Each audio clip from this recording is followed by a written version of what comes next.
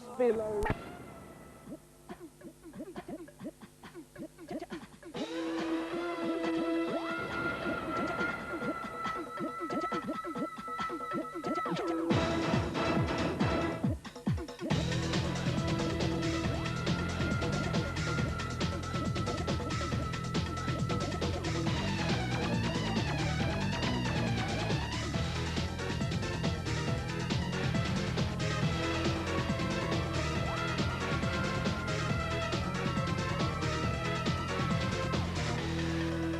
Welcome to Games World. Tonight is cheat night, so please enter the Peep Parlour. Hello, good evening, and welcome to my wonderful world of cheats, tips, and ever so hot video game action. You are now in the Peep Parlour, and during your stay, we'll treat you like royalty. Let's start with some questions for my game gurus. So step right up with your problems, you lucky, lucky people. I always seem to be running out of lives on Hook for the Super Nintendo. Is there a cheat? Oh, hold on a sec. Cilla Black just poked me in the eyes. Really jabbed me, she did. Terribly violent woman. Anyway, Hook. There's no cheat, but there is a never-ending source of lives. On level 5, fall down the first hole on the right. Leave it! Tinkerbell should be waiting for you. Walk or fly to the right, and you should see a 3-up and a leaf. Go underneath the rocks to collect them, then commit Harry-Carry. Restart the level and continue doing this until you have as many lives as you need. That's all. Stay sharp. Ha! Ha! Thanks. Just as I get somewhere on Joe and Mac, the Super NES, I run out of continues. What can I do? Oh, sorry. Wrong room. Yeah! Had you going for a second, didn't I? Now, on the title screen, press the X button as rapidly as possible. For every 10 presses, you'll get 1 extra continue. But be careful. If you wait too long, the title screen will disappear and the number of continues will go back to what they were. I must dash now. The stunt world beckons. I've got to fall face down in some dog poo for the new series of Noel's House Party. Stay sharp. Can you show me how to get near the end of Onslaught on the Mega Drive?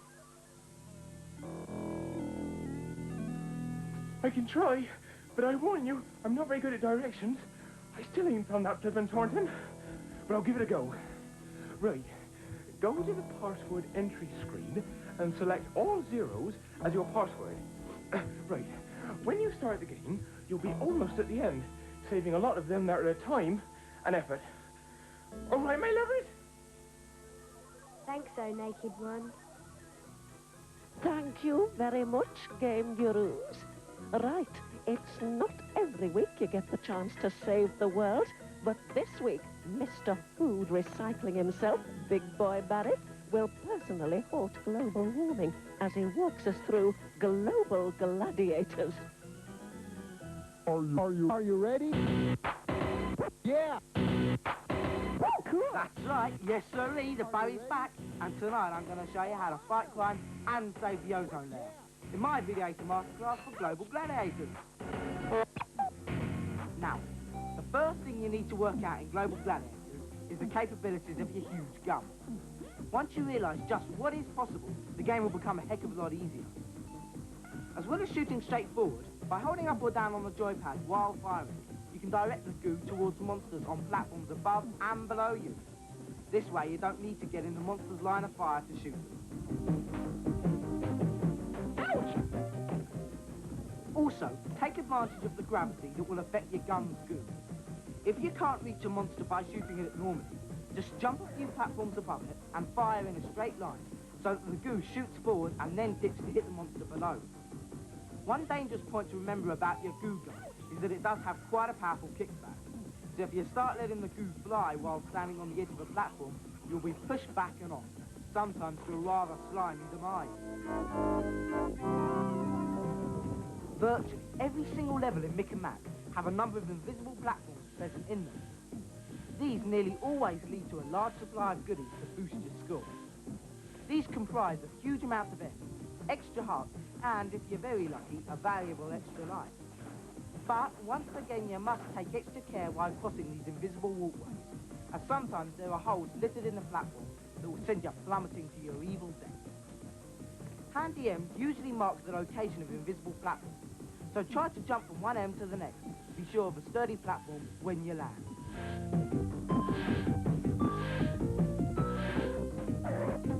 Now, the boosters dotted around the level will increase your jump height considerably to access the platforms that would otherwise be unreachable. However, sometimes there are bonuses placed above these boosters that even with the extra push, you don't seem to be able to reach them.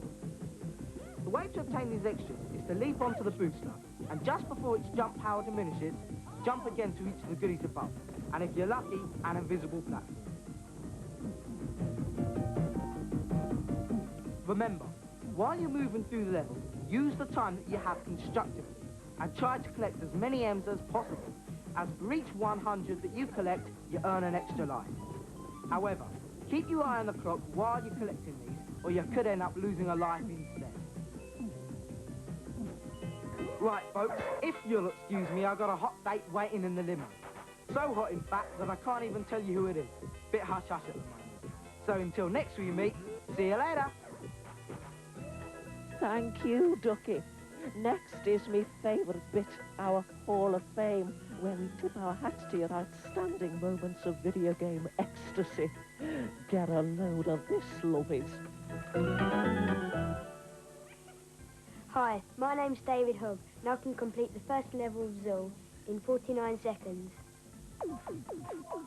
The basic idea of the game is to run along and shoot everything you see.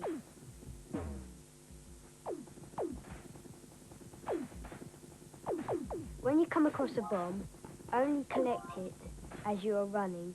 Do not bother waiting for it, as it will slow down your time greatly.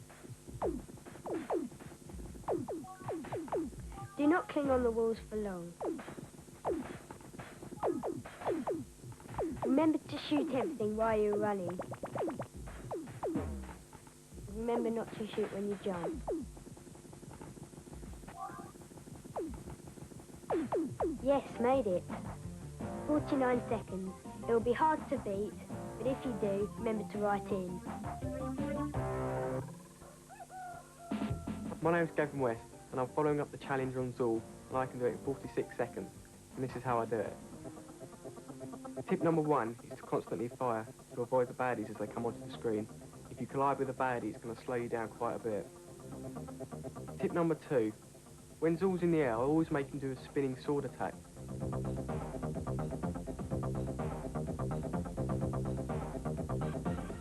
Tip number 3, when making Zool go up the wall, you have to flick him off very quickly to get a better time.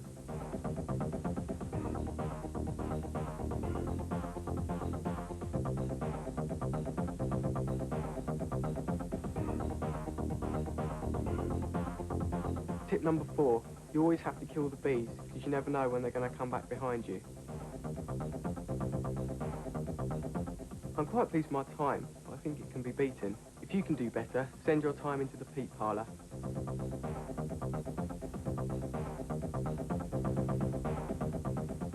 Well, that'll take some beating. That's some record. Remember, if you can beat it, let us know at this address. Your adoring public awaits you. We've just got time to slip in a quick one-to-one session with the games mistress. Will the next tender adolescent step forward, please?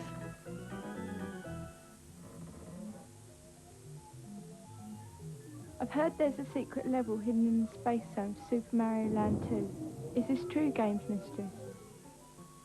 Don't believe everything you hear. But in this case, the rumor is true. Go through the first level of Space Zone until you get to the halfway bell.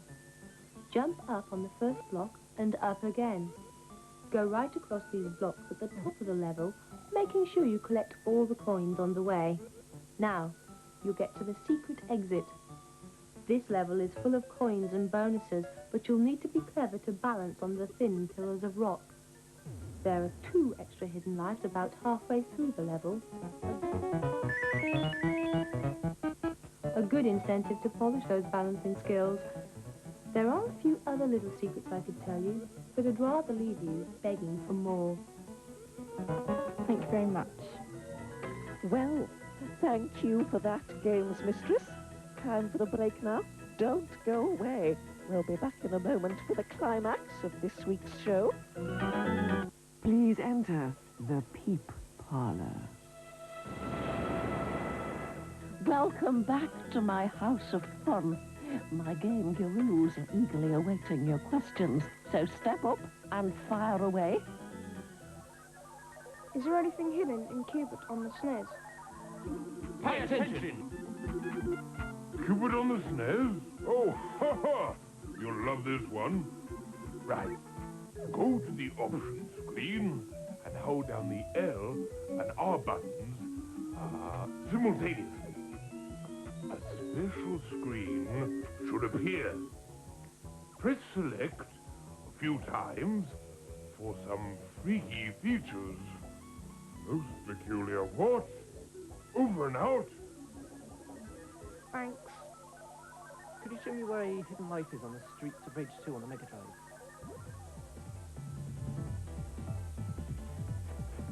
Think you're a bit tasty, do you, eh?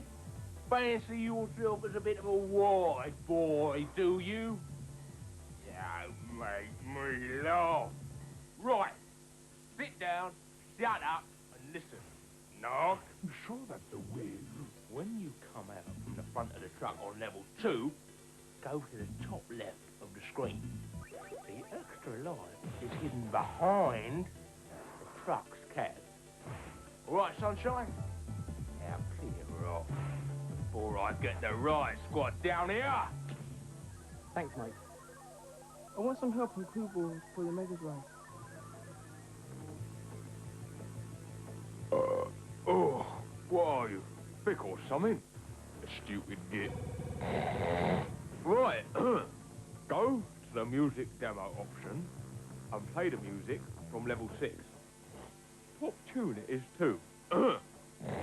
Now,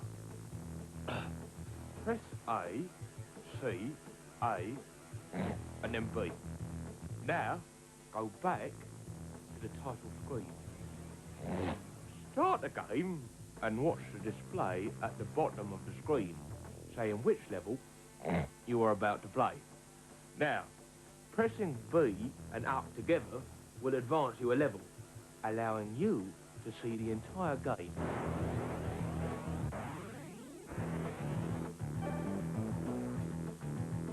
We're off home now. Last night, Spike had a bit of a fight with a couple of lads outside a kebab shop, so tonight I just thought we'd take it easy, you know, get some beers in and put our feet up in front of a nice Dolph Lundgren video. All right, see ya. Thanks. Thanks a lot. Cheers. Thanks very much. Later. Save it for the judge.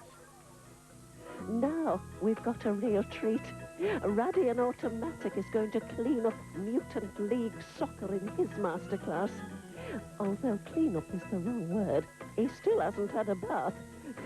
Yahoo!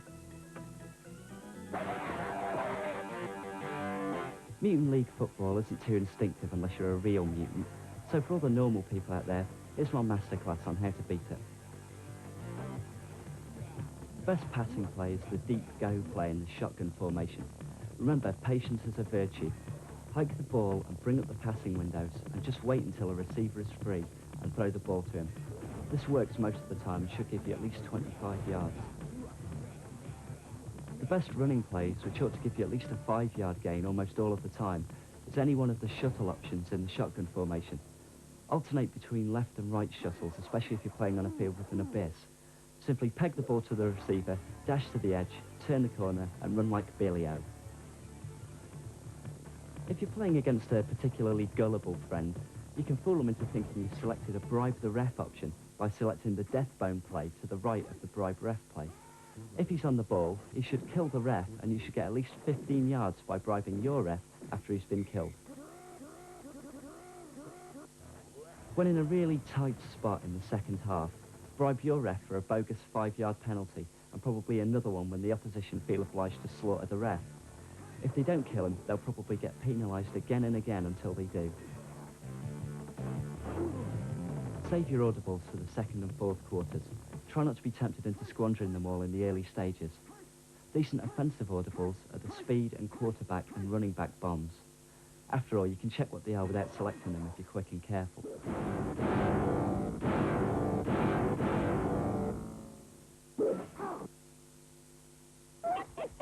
Nice hit. If you have the rocket back nasty audible, you can earn at least 15 yards. If you choose the crash and burn play, this audible will give you at least 30 yards.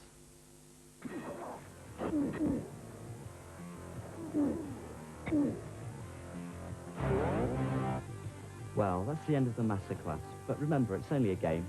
If you get a bit bored, why not kill the ref for a bit of light-hearted entertainment?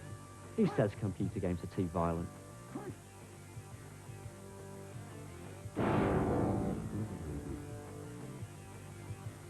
Right. It's about this time every week that I like to field some of your questions myself, particularly anything about the latest video game news, because I do like to keep you up to date. So please, come clean with your queries. Is there ever going to be an Amiga console? Well, it's massively hush-hush, but very soon Commodore are launching a CD-based Amiga console for under £200. But don't tell them I told you. How do you know all this about games, Madam Pixel? Well, I have a network of highly trained minions working in all the software companies, feeding me with all the hot gaming gossip. Who does your makeup? It looks really lovely. Oh, yes, I am looking particularly gorgeous today. That's down to Big Kevin from Salon Magique. I wouldn't let anyone else buff my visage, lovey. Well, that's enough pearls of wisdom from me. The game's mistress is available for a quick session, but be quick. She's got a hot date at the curry house round the corner.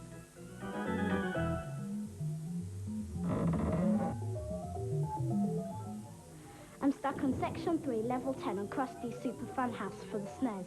Can you help me, please, Games Mistress? You're stuck, are you? Well then, let the game's mistress help unstick you.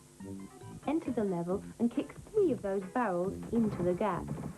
Jump up and kick the bonus blocks, then keep going. Now, jump up to those 2 barrels and kick one of them once to the right. Go back the way you came and kick one all the way to the left. Keep going. There. Kick the block on the top left, on top of the bottom left one. Kick another to the left, forming a little L-shaped staircase. Now, go to the top by jumping on the right-hand barrel. Go on to the top 2 barrels and then up to the bonus block. Now, go back down and kick one of the left-hand barrels to the left. Then drop down and kick it all the way to the right. Now go back up and do the same with the other one.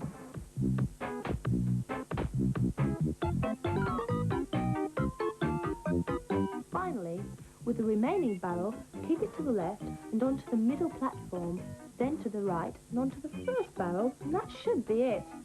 Those rats will go all the way into the trap, clearing the level. Aren't I wonderful?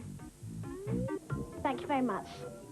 Next up is my favourite bit, what I like to call my Hall of Fame, where we pay tribute to your momentous game-playing feats.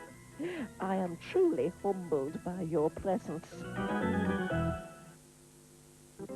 My name's James Clark and I've beaten the challenge that was set on Mario Kart, Mario Circuit 1. I've got 1 minute.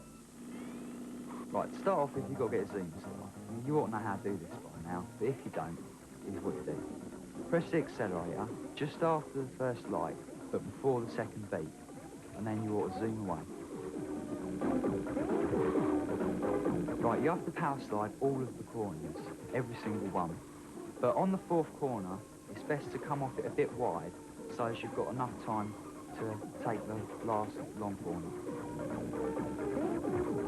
A lot of people think that when you need to power slide to the left, you have to press the left button. This ain't right. All you have to do is press the right button or the left button, whichever you feel more comfortable with. If you're taking the corner and you don't think you're taking it tight enough, jump while you're halfway through it. This will give you better traction on the road, stop you slipping off, and it might just help shave the seconds off that time.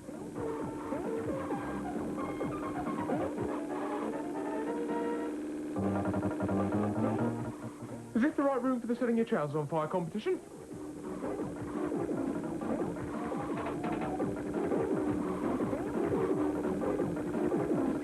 Look at that. What can I say? Right, there you go. 1 minute. I don't think anybody's really going to beat that unless there's some sort of walk on the track or something. Not bad, eh? Now, remember, if you can beat that or have your own record, let us know at this address and you'll be instantly famous, recognised wherever you go. Well, nearly. Right, it's good night for me, Madam Picks Up. See you next week for more enlightenment.